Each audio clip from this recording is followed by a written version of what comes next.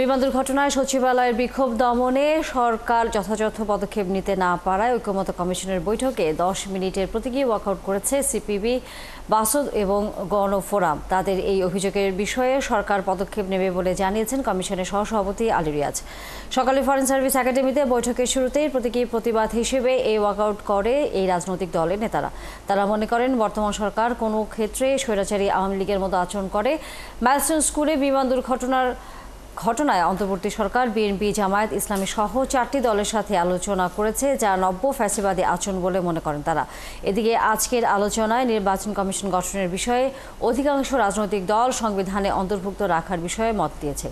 বিএনপিও এ বিষয়ে একমত হয়েছে, তবে দুদক, পিএসসি সহ বাকি বিষয়ে বিএনপি একমত হয়নি। সংবিধানে থাকলে ঝুঁকি কম, তাই সব রাজনৈতিক দল নির্বাচন কমিশনের বিষয়ে সমর্থন করেছে। আলোচনা যেভাবে চলছে তাতে আগামী 2 মাসে ঐক্যমত্য কমিশন চূড়ান্ত সিদ্ধান্তে যেতে পারবে না বলেও মনে করে গণ অধিকার পরিষদ।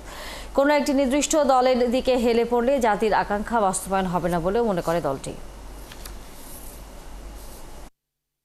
আমরা ওয়াকআউট করেছিলাম, ইতিমধ্যে শুনেছেন গতকাল যে ন্যাক্কারজনক ঘটনা ঘটেছে, পুলিশের হামলা এবং সরকারের যে অদায়িত্বশীল আচরণ, তার প্রতিবাদে আমরা এখন ফিরে যাচ্ছি।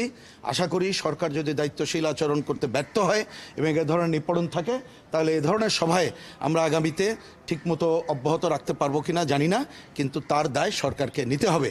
কালকে আমরা দেখলাম 4টি রাজনৈতিক দলের সাথে প্রধান উপদেষ্টা বৈঠক করেছে। সেটাও খুবই দুঃখজনক যে সমস্ত রাজনৈতিক দলে এখানে আলোচনা চলছে, ওখানে 4টা রাজনৈতিক দলকে ডেকেছে।